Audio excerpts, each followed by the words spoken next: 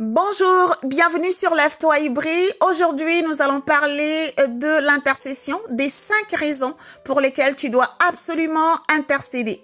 Alors, sans tarder, nous allons passer rapidement à la première raison pour laquelle tu dois absolument intercéder. En passant, sache que l'intercession consiste vraiment à plaider pour quelqu'un d'autre, à supplier pour quelqu'un d'autre, à intervenir en faveur de quelqu'un d'autre auprès de Dieu, prier pour quelqu'un d'autre auprès de Dieu. Alors, je passe rapidement à la première raison pour laquelle tu dois vraiment intercéder en faveur des autres.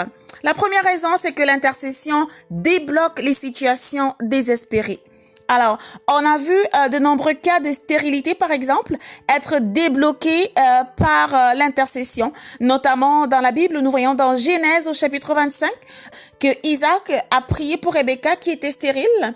Rebecca était stérile et Isaac a vraiment supplié le Seigneur pour Rebecca et elle est tombée enceinte. Le Seigneur a écouté la prière de Isaac et Rebecca est tombée enceinte. Donc vraiment, c'est son cas, sa situation a été débloquée par le Seigneur grâce à l'intercession de Isaac.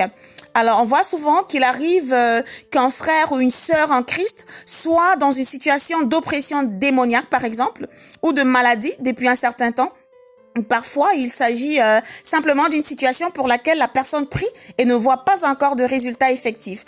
Alors, si cette personne vous demande de prier pour elle, n'hésitez pas. Ne vous précipitez pas à lui imposer les mains, par exemple, si c'est un non-chrétien. Mais oui, si vous le sentez poussé par le Saint-Esprit à lui imposer les mains et que cette personne accepte, oui, faites-le.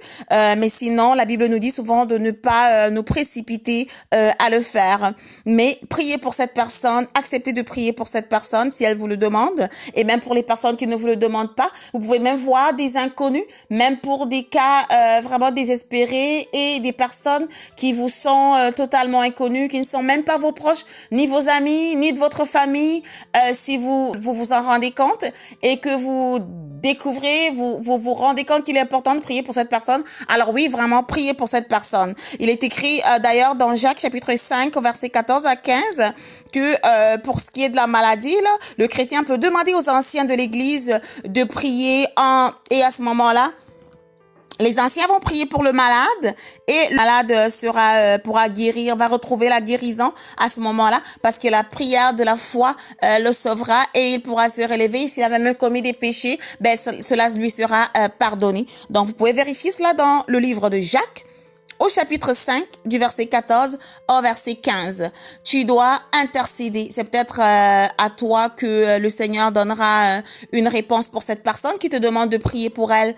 Tu es peut-être l'instrument d'ailleurs par lequel le Seigneur va passer pour débloquer cette situation. Parce que parfois, il s'agit des personnes qui ont prié pour une situation difficile dans leur vie et qui n'ont pas vu de changement. Alors, des fois, elles vont demander qu'on prie pour elles et peut-être aussi parfois parce qu'elles n'étaient pas disposées. Au moment où le Seigneur a donné une réponse, peut-être qu'elle ne s'en est pas rendue compte ou parce que, comme la Bible le dit, parfois le Seigneur parle tantôt d'une façon, tantôt d'une autre. Peut-être que toi qui vas prier pour cette personne-là, tu auras un cœur disposé à recevoir la réponse que le Seigneur va passer à cette personne. À ce moment-là, tu vas pouvoir lui passer le message. Alors, c'est très important, de prier pour cette personne. C'est d'ailleurs une question de vie ou de mort là, à ce moment-là. Alors, je vais passer tout de suite au deuxième point. Et le deuxième point pour lequel tu dois absolument intercéder, c'est que la Bible nous le demande. Le deuxième point pour lequel tu dois absolument intercéder, parce que la Bible nous demande de prier les uns pour les autres. C'est très important, on le verra, vous pourrez le voir, si quelqu'un le fouille, tu peux aller vérifier, dans le livre de Jacques, au chapitre 5, verset 16. Dans la Bible, nous dit de prier les uns pour les autres. Alors, en tant que racheté de Dieu, tu dois absolument prier pour les autres, parler en leur faveur auprès de Dieu. Par exemple, tu peux prier pour des personnes qui n'ont pas encore donné leur vie à Christ. Et à ce moment-là, le Seigneur pourra toucher leur cœur afin qu'ils se convertissent. s'ils ne le sont pas encore, comme je l'ai dit. Donc, tu dois obéir à cette recommandation du Seigneur afin de sauver les âmes, de ramener les perdus vers la maison de notre Père Céleste. C'est très important. Tu dois prier. C'est une question vraiment essentielle dans la vie d'un chrétien d'intercéder pour les autres. C'est même une urgence. Intercéder pour les autres, c'est extrêmement important. Alors maintenant, nous passons à la troisième raison. Je te donne maintenant la troisième raison pour laquelle tu dois intercéder. L'intercession, la troisième raison, c'est que l'intercession est un acte d'amour inconditionnel.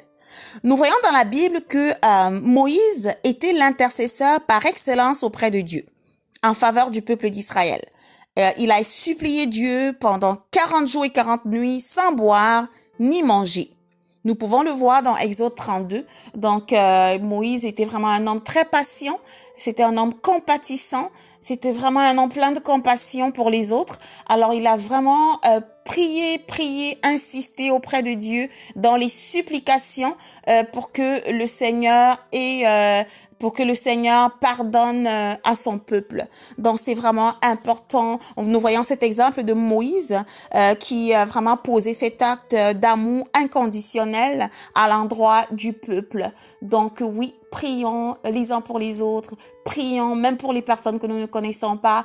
Prions pour sauver les âmes. Alors, maintenant, nous allons passer au quatrième point. La quatrième raison pour laquelle tu dois intercéder, c'est que Jésus-Christ est l'intercesseur parfait. Jésus est l'intercesseur parfait. La Bible nous le dit dans Romains, au chapitre 8, verset 34, que Christ intercède pour nous. Il est la perfection en la matière aussi. Et 1 Jean, au chapitre 2, verset 1, va même plus loin en précisant que Jésus-Christ est notre avocat auprès du Père. Donc, pour le pardon de nos péchés notamment. Et Jésus est vraiment notre avocat auprès du Père. Dit 1 Jean au chapitre 2, verset 1.